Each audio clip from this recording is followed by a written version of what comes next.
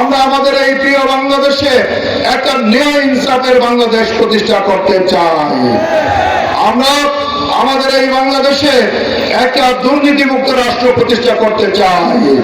সম্মানিত ভাইরা আমার, বাংলাদেশ অর্থনৈতিকভাবে সম্ভাবনাময় রাষ্ট্র, ভৌগোলিকভাবে আমরা অত্যন্ত গুরুত্বপূর্ণ অবস্থান, আমাদের অনেক রিসোর্স আছে, কিন্তু আপনি আমাদের মতো রাষ্ট্র যারা আমাদের চেয়ে কম রিসোর্স ছিল যাদের, অথবা আমাদের সমান ছিল, আজকে পৃথিবীতে দেখেন, বেশি দূরে না যান, আমাদের আশপাশে এই যে মালদ্বীপ, আপনার শ্রীলঙ্কা, এরপরে আপনার মালয়েশিয়া, সিঙ্গাপুর, ইন্ডিয়া, তারা শিক্ষা, দীক্ষা, প্রযুক্তি, কর্মসংস্থান, কমিউনিকেশন, রাস্তাঘাট, সকল সেক্টরে তারা পৃথিবীতে আজকে উন্নত রাষ্ট্র। আর আমরা বাংলাদেশ আজকে কোথায়? আজকে স্বাধীনতার 5 দশক সময় অতিবাহিত হওয়ার পরও বাংলাদেশ কেন থার্ড ওয়ার্ল্ড হবে? বাংলাদেশ তো উন্নত রাষ্ট্র হওয়ার কথা ছিল। আমাদের অত্যন্ত গৌরবোজ্জ্বল অতীত ছিল। প্রিয় পেকুয়াবাসী, আজকে আমাদের এই বাংলাদেশে স্বাধীনতার 5 দশক পরেও আপনি যদি দেখেন, আমাদের দেশের যুবকদের কর্মসংস্থান নাই, বেকারত্বের কারণে যুব সমাজ হতাশাগ্রস্ত। অথচ এই যুবকরা একটা রাষ্ট্রের, এই তারুণ্য একটা দেশের সম্পদ।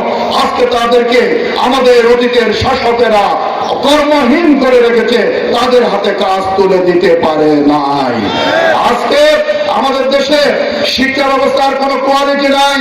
পৃথিবী জ্ঞান বিজ্ঞানে এগিয়ে গিয়েছে। পৃথিবীতে আজকে জ্ঞান বিজ্ঞানের জয় জয়কার।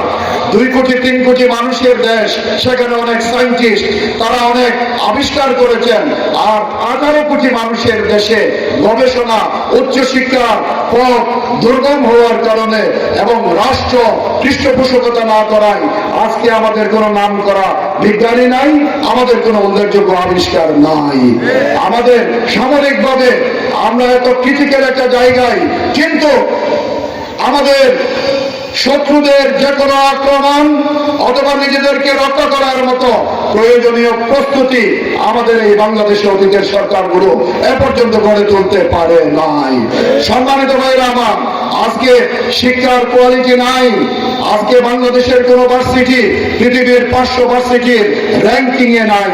500 পরে 586 নাম্বার ঢাকা ইউনিভার্সিটির অবস্থান। আজকে এই হচ্ছে শিক্ষার অবস্থা, যার কারণে পড়াশোনা শেষ করে বেকারত্ব। আজকে চিকিৎসা নাই। আজকে ইউনিয়নের হসপিটালগুলোতে ডাক্তার নাই, নার্স নাই, মেডিসিন নাই। উপজেলা পর্যায়ে সামান্য চিকিৎসা হয়, আর কঠিন কোন ব্যাধি হলে মানুষকে ধুকে ধুকে মরতে হয় বিনা চিকিৎসায়। আমার দেশের কৃষক, শ্রমিক, সাধারণ জনতা, তারা কি চিকিৎসা পায়? তাদের চিকিৎসা আছে? মুষ্টিমেয় বড় লোকেরা ইন্ডিয়া, সিঙ্গাপুর, থাইল্যান্ড বিভিন্ন জায়গায় গিয়ে চিকিৎসা নেন। কিন্তু আমাদের রাজনীতিকরা যেখানে সর্দি কাশি হলে আপনার ব্যাংকক, সিঙ্গাপুর চলে যান। ডাক্তার শফিকুর রহমান হার্টের গুরুত্বপূর্ণ ওপেন হার্ট সার্জারি করেছেন বাংলাদেশে। দেশপ্রেমের নমুনা দেখিয়েছেন আমাদের নেতা। আজকে